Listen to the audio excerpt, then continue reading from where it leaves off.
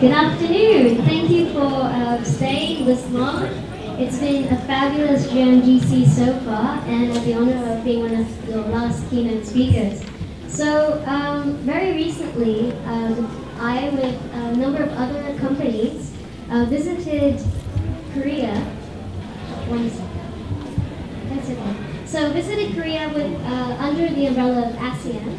And what we did was we met with other countries and we shared with them what the state of the Philippine game industry was like. So as you remember, last year, around December, there's been a crackdown on some online gaming that involves money. Those are things that, this is not really our industry. We don't have as big a proponent there. But what we have now is actually a market that's dominated and increasingly so by mobile because we have a lot of online users. So my company develops mobile games, mobile apps, and web applications. And today, what I'm going to try to do is give you a really good, quick overview of the Philippine game industry for about 10 minutes. Then we're going to go to questions, and hopefully we can share some insights from the developers in the room. Because there's nothing like practical experience. There's actually no one white paper that really covers the state of the industry. The statistics that you'll see today were compiled with the help of GDAP. And we're still building a picture of our industry, which is in its infancy. So if you can liken this to the old ages, I mean, this is like the Wild Wild West, where the industry is up for grabs and we're just starting out. First, let's look at user demographics. What does your typical gaming user in the Philippines look like? So in the Philippines, 41% of your gamers are actually into spending money. And that's interesting because all of your online users, about 70% are playing mobile games, and a huge chunk of that are willing to spend. We'll talk about the barriers to spending later. So out of our 101.8 million population, 45.8 is online, which is massive compared to many countries, and 30.4 million people consider themselves gamers. So quite a big market. So the Philippines is part of the 1.07 billion population with other Southeast Asian countries that together make up 1.16 billion US dollars in revenue. I'm sure you're familiar with the term ARPU, which is average revenue per user, and at the moment that currently amounts to 17.58 US dollars for video games and 14.97 US dollars for mobile games. It sounds like a lot, but actually for countries like Japan or Singapore, their ARPU is closer to 150 to 200 US dollars. So as you can imagine, our market is a lot smaller, but investing in the Philippine game industry this early will actually, as you can talk, you've heard from all the other talks, is that experience in the market will only help hone the games that you develop. So we have an industry at the moment, we're ranked about 25th in terms of world revenue as a country. But in 2019, the Philippines expects to rank 20th for game revenue. So there's an opportunity there, but it's slow to get to. Let's look at a map of Asia Pacific at 2016 revenues. Since we just started the year, we don't have revenues yet, but we can look at last year. So for games, we looked at $46.6 billion in revenue. That's just from the Asia Pacific region. So the biggest spender has always been recently China. And aside from that, we're looking at Taiwan, Japan, South Korea, and Australia, which are still considered part of APAC, as having a huge market share. So the Philippines is generating revenue. We are looking at about $258 million generated from video games and gaming last year. But it seems like not all of the slice of the pie is being generated by local companies. So we'll see later some foreign games that are doing really well here. But there is a market up for grabs, and you can make if you can capture the market, you will be able to make decent revenue. So let's look at what your typical Filipino game user will prefer, user game references. So because we're not just about making mobile games, we also look at making games for Steam. Let's see how the split differs per platform.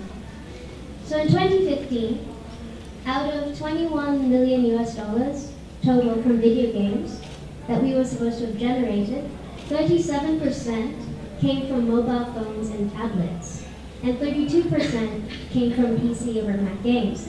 But what's interesting about this figure is that the spending to generate desktop games is quite a lot compared to the cost of making mobile games. So slowly, mobile game development and as a figure of revenue return is outpacing desktop gaming, because what you have is a target market who's driving traffic. They've got their smartphones, they've got their tablets, and we have the free-to-play model. While on desktop or console, people are less inclined. I mean, if you're playing a game and you're sitting down with a controller, the last thing on your mind is buying in-apps. But when you're on the road, you're using a smartphone, and you want to save time, so you're paying for the luxury of time. So mobile game development has become more lucrative, increasingly so in the past few years. Now let's look at the global games market per segment. So out of this total pie, surprisingly, a large chunk is still being captured by PC and MMO.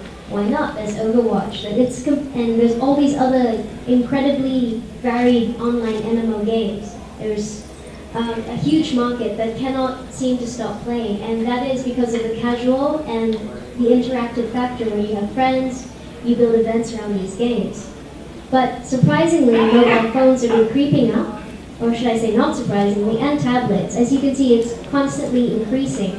So year over year, we had a 23% increase for mobile phone gamers and a 6.4% increase for tablet gamers. And what's dying, of course, is some TV and some console games as they're losing, and casual web games. So there's been a little bit of a drop in the interest in games that you would normally play on Facebook, or I don't know if the audience here can remember when they used to play Flash games in their browsers, but that's been slowly declining. What's happening though is that those same game mediums now get transferred to mobile phones. So when we were talking to the other ASEAN countries, what was interesting with the Philippines was we were very close to North America in terms of the types of games that we like. And because we're an English-speaking country, a lot of these games that we were downloading, this list is for Google Play, and then this list is for App Store games.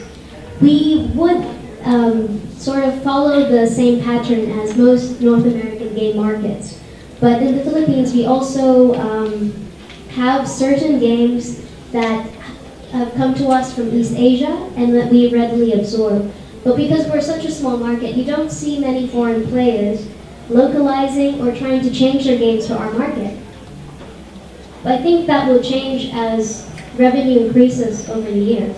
Because at the moment, we're really only capturing 0.02% of total game revenue in the world. Top Steam games in the Philippines, unsurprisingly, Dota 2 and Counter-Strike has since last year and the year before have been pretty much holding strong. We have a huge internet cafe gaming community in the Philippines that has taken hold, and it's become a community sport. Philippine esports has been on the rise and continues to do so. So if you are into creating or building communities around esports, it seems like this is not going away. This is going to continue to be a very strong market for you in the Philippines. Not just for the games itself, but merchandise, for the communities around them, and marketing opportunities. So this is where it gets a bit interesting, because the reason why it's so hard for us to make revenue in our own country is usually modes of payment. So in the next few slides, we're going to look at the different countries and how they pay for games and see how we compare and contrast them. So this is called a fragmented payment economy. The Philippines has credit debit cards, we have e-wallets, we have bank transfers. Surprisingly, bank transfers are still a huge part of e-commerce here. Prepaid cards, and we also have cell phone load. For these other countries like China, Hong Kong, India, Indonesia, and also Japan, Malaysia, Singapore, South Korea, and Thailand, you'll see that they have less options. But when you have a game in China, they have a very insular game market. So they have these payment methods, and most people have integrate one of these payment methods or their credit cards, and you can pay for games. But that's outside from that, that's pretty much it. So you'll find that Chinese games, they will pretty much tie up with a network. And if you want to break into China, a lot of people will end up partnering with one of these big top 5, top 3 network companies. In Hong Kong, bank transfers are still a thing. PayPal and China UnionPay are still a thing. But a lot of people have their credit cards linked to their Google Pay and their Apple App Store, and that's how they make money. What's interesting about Japan and places like South Korea is that they're almost completely cashless. Credit is king. So if you're developing a game here in the Philippines and you want to spread it to Japan or South Korea after localization and after changing it culturally for those countries, you probably won't have to integrate any other payment methods other than what's already provided for you through the Apple App Store and Google Play. Singapore has a huge market. They have a number of payment methods, but like I said, they seem to be gathering enough revenue through credit. If you talk to the Singaporean developers, they don't really add many other methods. So really the Philippines is one of the most fragmented markets, and it seems like the way to get into this industry is really to allow people to pay through cell phone load. Did any of you guys catch the boot presentation earlier? So that's pretty interesting. I can't wait to see what that does to our market, and I think installment billing is going to be huge. It's going to be, a lot of people here will probably end up trying to integrate it and seeing how it works. I think that's going to be it's going to break down one of the barriers, because the average Filipino doesn't have a credit card. They're not willing to spend, or they don't want to do bank transfers for such microtransactions. So being able to capture the microtransaction through cell phone load historically has been the only way, really, to monetize the Filipino game user. Now, this is the part where the other ASEAN countries were really interested in how we're going to grow, because they weren't very interested in localizing for us yet, or really marketing their games in our market yet, since we're in our infancy. But what was interesting was we definitely have indicators of huge growth, because as a country with a huge online population, year by year, our share of the world gaming market is just going to continue. And you know that the Philippines were starting off at 9% from 2013 in gaming revenue share, and it would stay the same up to 2015. But every year increases by 1% annually from 2016 to 2017.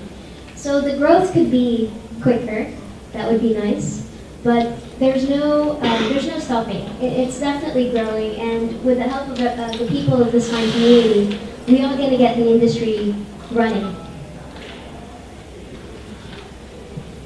Okay, so revenue in the video game segment amounted to about $241 million in 2016. So what you have is compound annual growth rate, and we're looking at the outlook for the next 5 years. And that compound annual growth rate is going to be 10.3%, resulting in a market volume of $394 million in 2021. So the game industry is looking bright. User penetration in video games is at 20.2% in 2016, and in 5 years' time, we're expected to hit 23.2%. So if we just take away video games as a whole and just focus on the mobile game segment, this amounts to $159 million in 2016, and a CAGR in the next 5 years of 8.6%, resulting in a market volume of $240 million. User penetration in mobile games is at 15.7% in 2016, and it's expected to grow to 19.2% in 2021. Console gaming of 1%, though that's not a huge deal, it's worth noting. And we're also seeing tablet gaming, as more people would prefer to use tablets, growing by about 2%.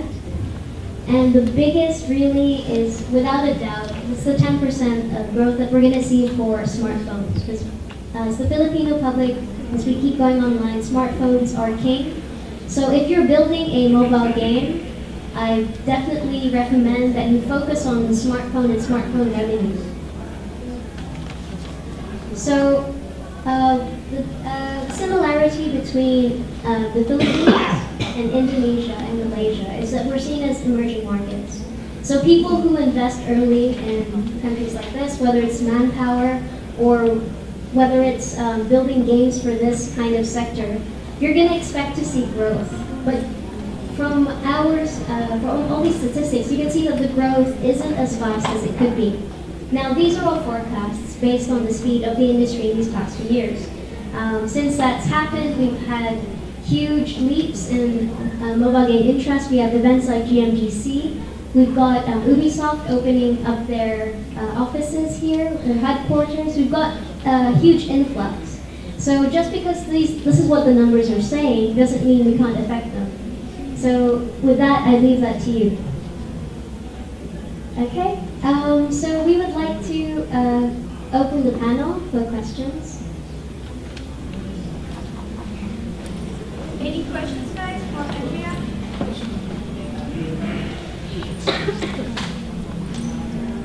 Anyone? Okay, so I guess that's it. Thank you so much, Andrea.